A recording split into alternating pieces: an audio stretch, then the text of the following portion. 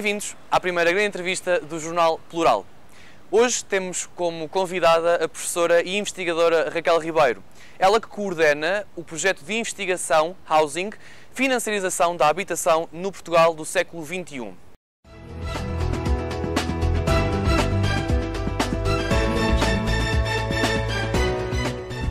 Muito boa tarde. Muito obrigado por ter aceitado o nosso convite. Eu sei que é investigadora e coordena neste momento um projeto com outros 10 investigadores, com outros 9, no total são 10, não é? A primeira pergunta que eu tenho para si é: em que é que consiste o projeto Housing? Sim.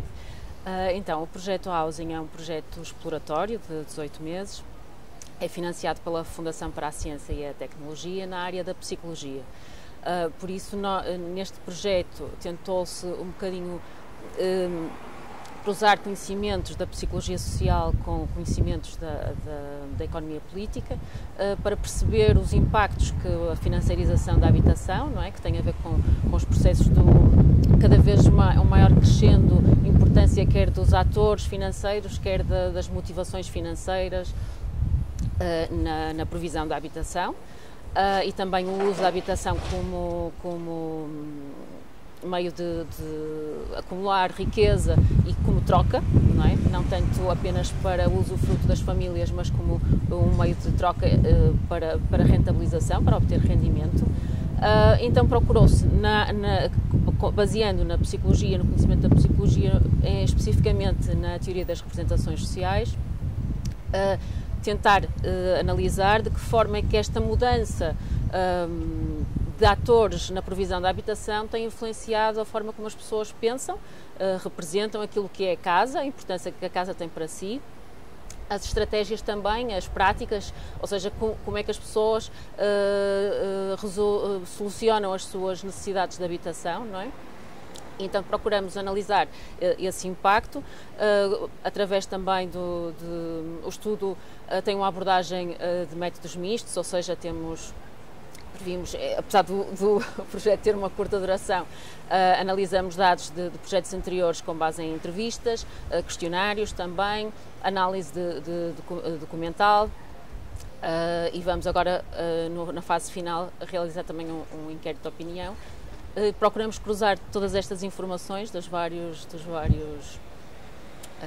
estudos que incluem o projeto, constituem o projeto, para tentar então perceber de que forma é que estes processos de financiarização da habitação têm produzido ou não alterações nas formas como as famílias, no geral, pensam o que é a casa para si e como é que tomam as decisões sobre como encontrar uma casa para viver. Portanto, o vosso projeto, mais do que económico, é um projeto mais social. Vai pegar vai à economia. Sim, cruza, exatamente. Mas cruza um bocado os dois mundos, não é? Sim. Imagine, a habitação, eu vi uma entrevista da professora Helena Roseta sobre a habitação, e ela dizia que a habitação está longe de estar garantida enquanto direito. Sim. Ainda que seja um direito que também foi celebrado ontem com o 25 de Abril. Esse direito, a partir do vosso estudo, claro, está garantido, estamos a caminhar para lá, ainda falta muito para termos a habitação como um direito fundamental? Ora bem, a habitação é um direito porque é uma necessidade básica fundamental, ou seja, é universal, todas as pessoas precisam de uma casa para viver, para se abrigarem do ambiente exterior, para realizarem as suas necessidades básicas de descanso, de recuperação, de alimentação. Também é fundamental para a dinâmica familiar, a questão do desenvolvimento de relações saudáveis familiares e, nomeadamente, por exemplo, nas crianças durante o seu desenvolvimento, não é? Há imensos estudos que mostram, de facto, que as condições da habitação são determinantes quer para as condições de saúde física, por exemplo, problemas como asmas e outro tipo de problemas são muito influenciados pelas condições da habitação, quer em termos de isolamento, umidades, bolores, etc. Como também depois toda a condição do espaço contribui ou não para o bem-estar psicológico, porque sabemos que se uma casa tem má insonorização ou tem pouco espaço, as pessoas têm pouco espaço para criam-se mais conflitos na interação, porque é mais difícil as pessoas conseguirem ter o seu espaço para descansar tranquilamente.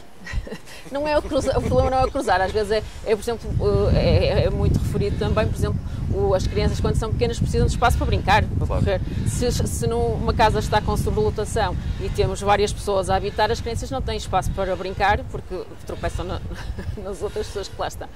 Por isso há é um direito, porque de facto é uma necessidade básica, fundamental, universal, toda a gente precisa. De facto, em termos de ao longo da história, se calhar houve períodos em que as condições de habitação ainda seriam mais desiguais e com condições de salubridade muito piores, não é? Porque não havia saneamento e um conjunto de questões, mas neste momento, nos últimos anos, de facto, o que mostra é que a financiarização da habitação, os processos de rentabilização da habitação, nomeadamente com o crescimento da aposta no turismo como modo de desenvolvimento do país, não é? Conduziu, e também conjugado com um conjunto de evolução do mercado imobiliário no país, tem conduzido que recentemente, de facto, estamos a verificar, os dados mostram isso, as estatísticas mostram, que de facto há um número crescente de pessoas que não conseguem encontrar uma habitação a custos que possam pagar, não é? Ou seja, compatível com o rendimento das famílias, e depois as condições, ou seja, a resolução dessas condições, muitas vezes da necessidade de habitação passa de facto pela sobrelotação, por aceitar viverem em casas que têm poucas condições, porque de facto também não conseguem comprar porque não têm rendimentos para Como? Suficientes para isso. Sim, e consigam realmente manter. Claro que também é isso, ou seja, estamos a ver que é uma percentagem cada vez crescente, claro que não afeta todas as famílias da mesma forma, afeta sobretudo as famílias, fala-se muito dos jovens, não é? Porque de facto ainda não têm, muitas vezes ainda não têm rendimento suficiente, não é? Ou seja, estão a começar a trabalhar, e os trabalhos também, isto também está muito associado com a questão do trabalho, não é? Porque de facto a precariedade no trabalho e os baixos salários também impedem que, por um lado, que haja uma poupança que seja possível depois utilizar para uma aquisição ou mesmo para também é referido, para as cauções que são necessárias dar para iniciar um arrendamento, não é? Todos esses processos dificultam que de facto criam que as famílias com menos rendimentos ou com uma situação mais precária, porque até podem ter rendimentos elevados quando os têm, mas o facto de não haver uma estabilidade na continuação do rendimento, de facto também cria um conjunto de outros problemas, de dificuldades de permanência. Depois, por exemplo, as famílias também com mais baixos recursos, agora ia falar, por exemplo, da questão da habitação social, não é? Por exemplo, também as casas, quando também vão ficando às vezes em sobrelotação, mas não há possibilidade também de subdivisão, porque os processos têm que ser todos candidaturas individuais, novos processos de pedido de atribuição de habitação social, que existe muito pouca, as várias câmaras vão referindo, de facto não têm capacidade para dar resposta ao número de pedidos. A previsão do PRR ainda vai demorar muito até que sejam construídas essas casas, por isso neste momento temos uma confluência de fenómenos, não é? Que levam a que de facto haja uma percentagem crescente de famílias que veem esse seu direito à habitação não cumprido, na verdadeira acessão da palavra de habitação adequada. Sim. Peço desculpa, falou agora do PRR. Sim.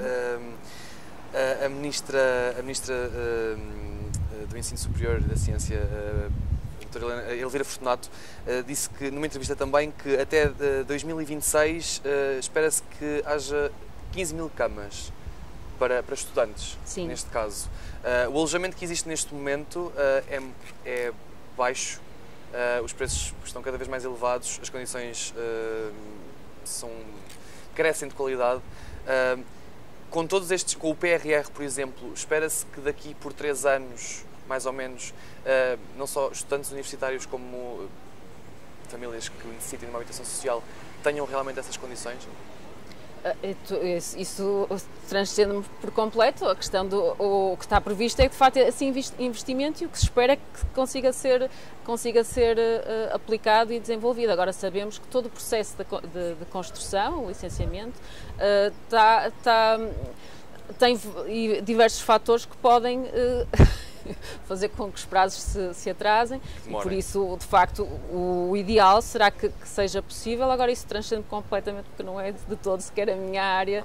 Okay. É impossível, por exemplo, para mim, eu tenho 22 anos, é-me impossível neste momento sair da faculdade e viver sozinho com um ordenado mínimo. Na maioria das cidades, sim. Na maioria das cidades, com o salário mínimo, é difícil encontrar um T1 ou um T0 e pagar todas as despesas inerentes. Agora, claro que vai depender de um conjunto de fatores, também, por exemplo, que o nosso estudo também mostra, e daí e também já há vários estudos também que vai havendo várias publicações que referem isso, mas a importância da família, as famílias cujos jovens, os jovens cujas famílias têm capacidade económica para os apoiar, não é? Muitas vezes são este garante de apoio que permite, nem que não seja a ajuda monetária específica para pagar a renda, mas, por exemplo, os apoios em termos alimentares ou outro tipo de bens, ou às vezes algumas prendas em valor monetário, ajudam a constituir uma maior poupança e um orçamento um bocadinho mais alargado, não é? Os jovens e as famílias que não têm uma rede social de apoio que lhes também traga este rendimento adicional, não é? Ainda estão numa situação mais complicada, porque têm vivem apenas do seu salário, não é? E se o salário de facto for baixo e for instável, não é? Podem depois ter dificuldade em acomodar alterações que surjam aos contratos, não é? Também às questões nas renovações dos contratos haver, por vezes, ao aumento do valor da renda, não é? E por isso são adaptações que nem sempre é fácil as famílias fazerem, não é? Os jovens de hoje são os adultos de amanhã. Sim. De que forma é que os adultos de amanhã, em termos sociais e no que toca a uma subida de carreira ou a uma evolução na própria carreira, na própria sociedade, de que forma é que esta falta de qualidade e de apoio que ainda existe pode afetar os jovens de agora, ou está a afetar os jovens de agora, pode afetar a sociedade de amanhã?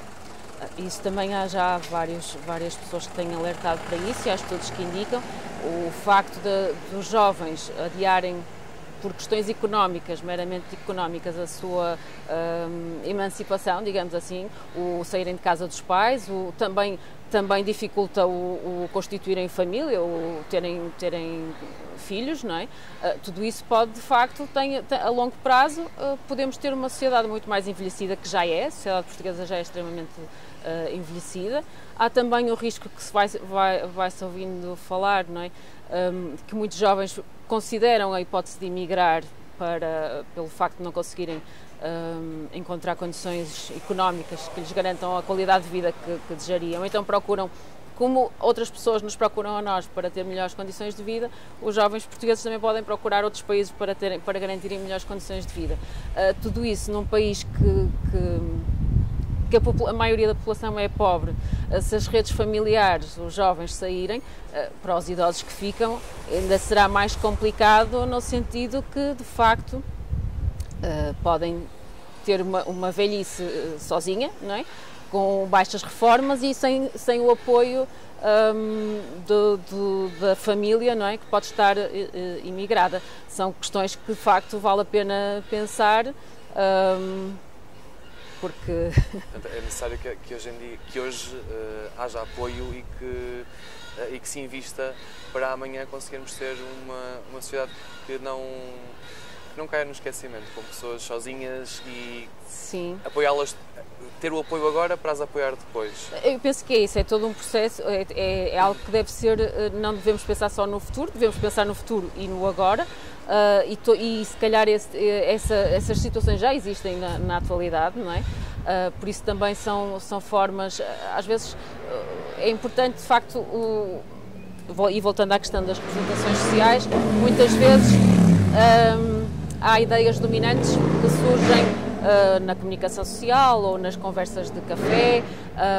As representações sociais constroem-se um pouco por aí, pela forma como os assuntos que as pessoas vão falando, assim, em conversas informais, por aquilo que vão lendo, por aquilo que vão vendo, e podem às vezes levar as pessoas a tenderem a agir de uma determinada maneira. Por isso também é importante alargar a discussão e tentar apresentar várias perspectivas diferentes, para que não se caia numa ideia às vezes um bocado estereotipada e que reduz as possibilidades de soluções.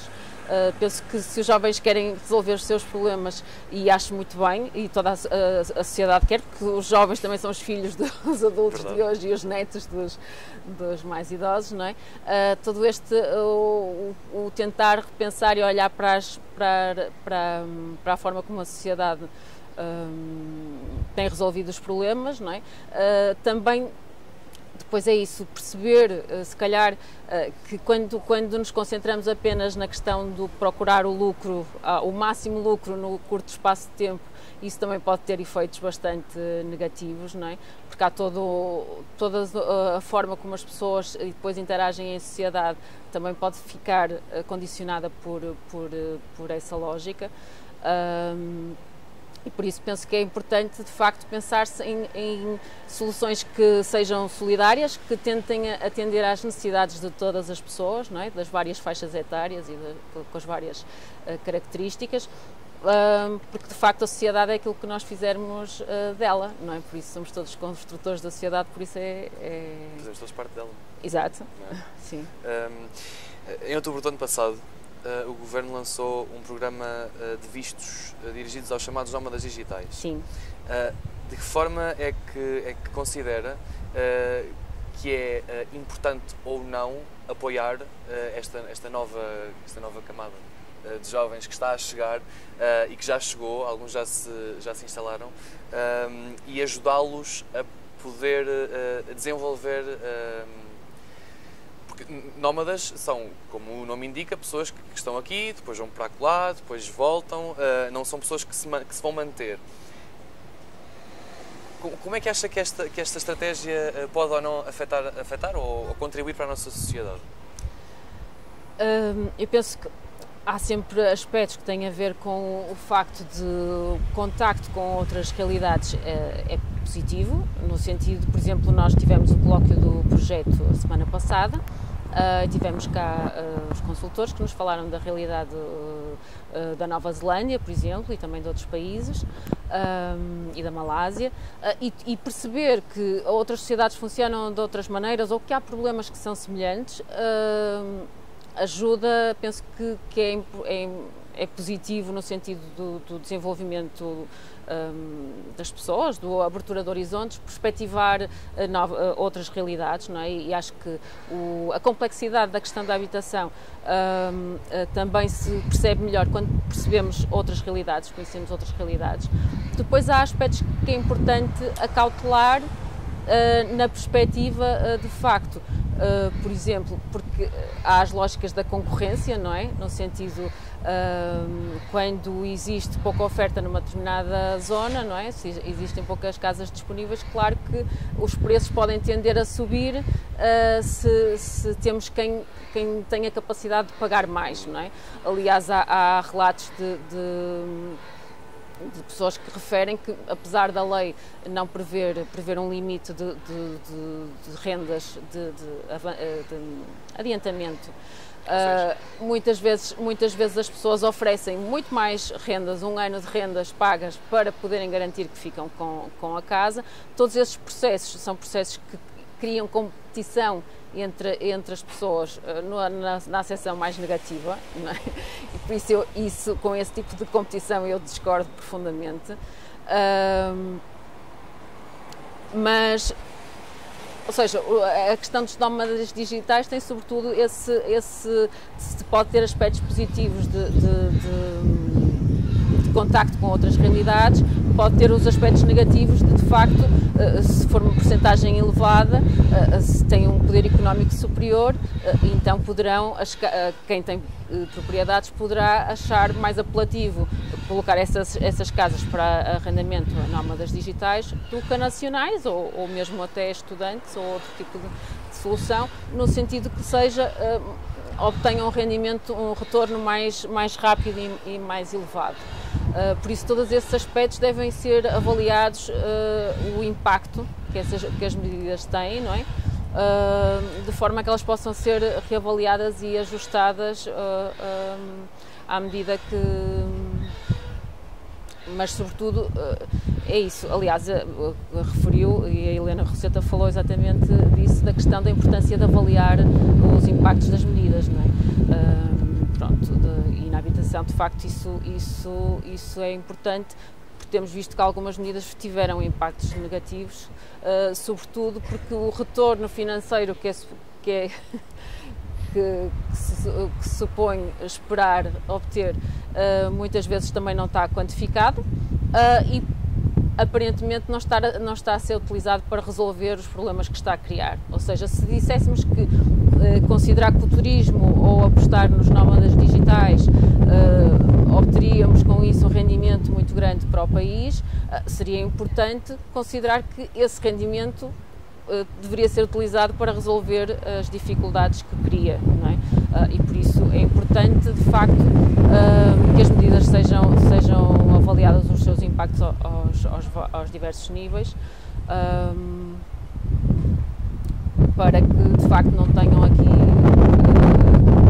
as externalidades negativas, não é?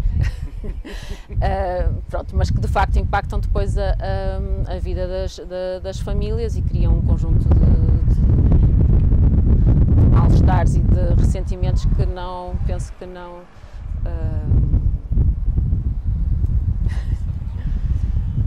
Espero que o seu estudo e que o seu projeto tenha realmente resultados, e quando terminar espero conseguir saber e perceber.